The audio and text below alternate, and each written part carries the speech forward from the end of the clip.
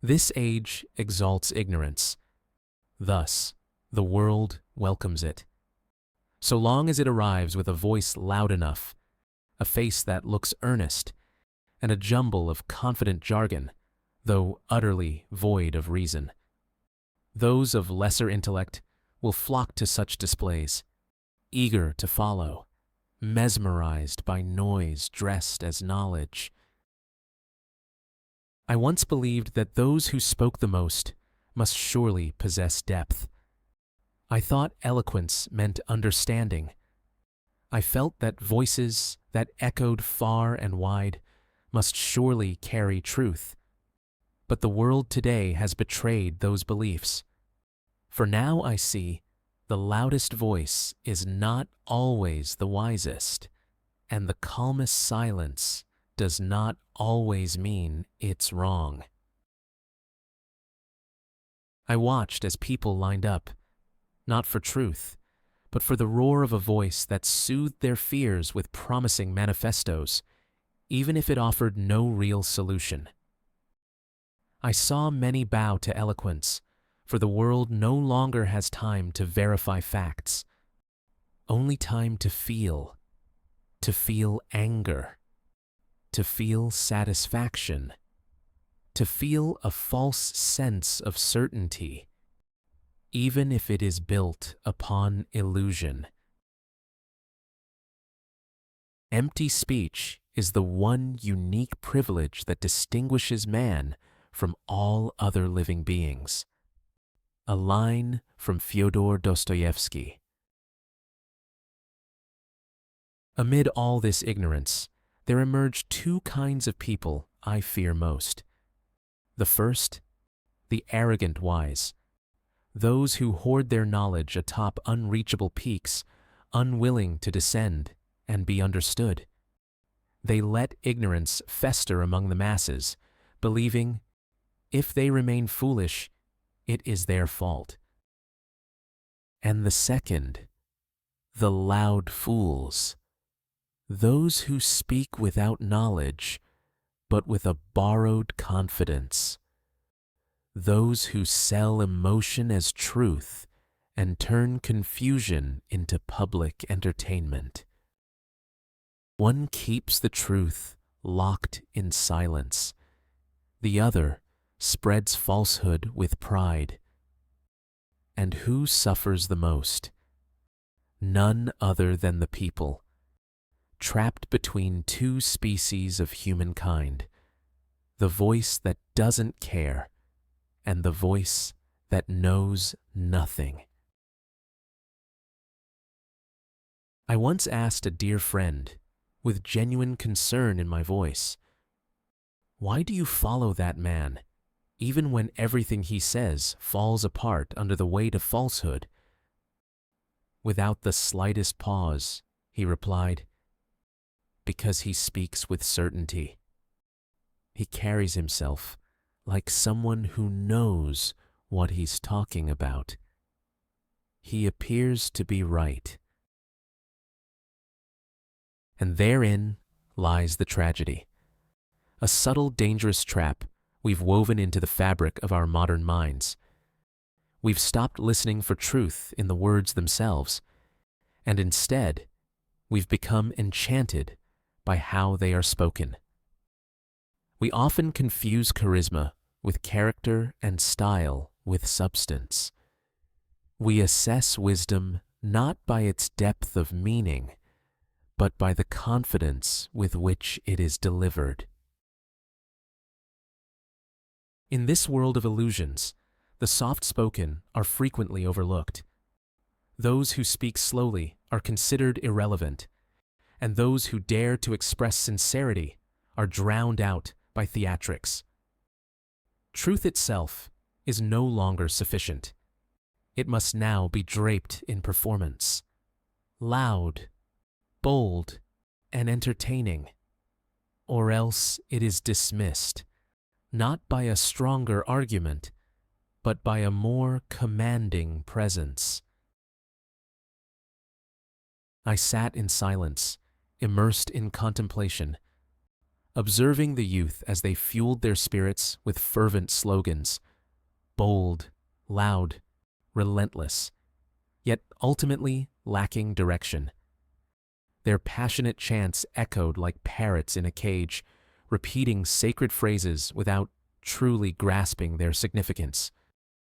Then, I noticed the elders, the guardians of wisdom, quietly occupying their corners, their lips sealed not out of pride, but because the world has come to undervalue voices that convey insights gently, like whispers from a bygone era.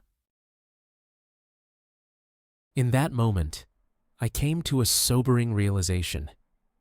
We are losing something far more profound than mere noise or knowledge. We are losing balance, the balance between intellect and decorum, between knowledge and its thoughtful expression, between the courage to speak and the humility to listen. This world does not belong to the cleverest nor the loudest. It belongs, or ought to belong, to those who are sincere and truthful. Though such souls seem ever harder to find as the world veers further off course. I do not wish to be the arrogant intellectual, nor the loud fool, shouting like a howling ape. I wish instead to learn in solitude, who speaks without excess, who shares from a place of love for truth, not from fear of being forgotten. And if you are wise, then humble yourself, so that knowledge may land gently in the soul of another. And when you are not yet certain, be still, without quarrel. For silence today may save you from shame tomorrow. What truly matters is not who can win a debate, but who can conquer their ego in the pursuit of continuous learning. A person may bleed, not always from the pierce of steel, but from the words of someone once called a friend. One may collapse, not because the road was slippery, but because of a cruel remark, thrown carelessly and met with laughter by a world that has grown far too used to wounding others without the burden of remorse. Between hallucination and harshness, there lies a strange truth. The unseen haunt the mind with illusion, while the unkind bruise the heart with cruelty. This world today is far too quick to speak, too eager to judge, too swift to type and mock with reckless abandon, as if they had limitless immunity, forgetting that at the other end of every screen, there is a human being still trying to survive on the last fragments of their strength. We are often taught, do not kill, do not oppress, do not bully. But rarely are we truly taught that words too can take a life, without blood, without weapons, without a scream. A single sentence, a single comment, a single tone can shatter someone's soul forever. I've seen those who delight in turning another's pain into punchlines, as if the world were nothing more than a stage for endless jokes. They say, it's just a joke. But who decides where the line lies between humor and humiliation?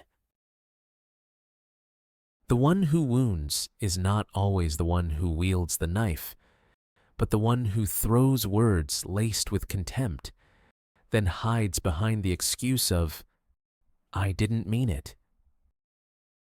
Those who remain silent when insulted do so not because they cannot respond, but because they understand. A tongue returned in the same kind only makes us the next killer. But silence is no easy refuge. Mockery is a wound that does not scream for help. Slowly, that festering pain alters our very understanding of what it means to trust another human being. What once was a frame, meant for art, becomes an empty border on the wall of memory. A scar nailed into the flesh that carries the soul. A quiet reminder to never again trust too easily. Humans can endure hunger for 3 days, but a single word may haunt them for a lifetime. Why is it that we often overlook the gravity of our words? Perhaps it's because we've been raised in a society that treats language as a mere plaything. We've been encouraged to be articulate rather than empathetic. We take pride in our cleverness, yet fail to recognize the number of hearts we may have hurt in the wake of our laughter.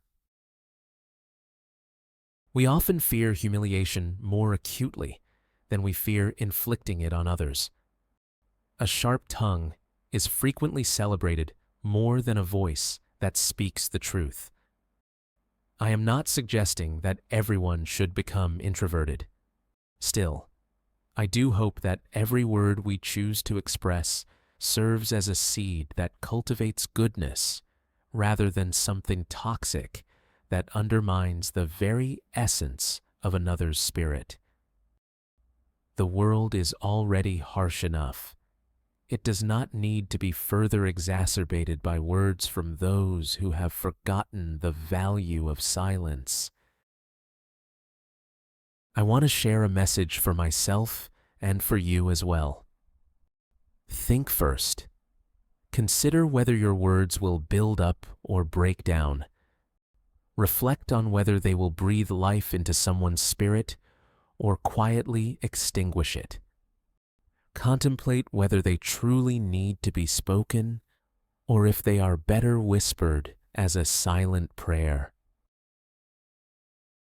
Many people today have lost the will to live, not because they lacked food, but because they were drowned in belittlement, humiliation, and the sting of tongues too sharp to know compassion. Perhaps, if we cannot yet heal anyone today, we can begin with one small but sacred step. Do not add to their wounds.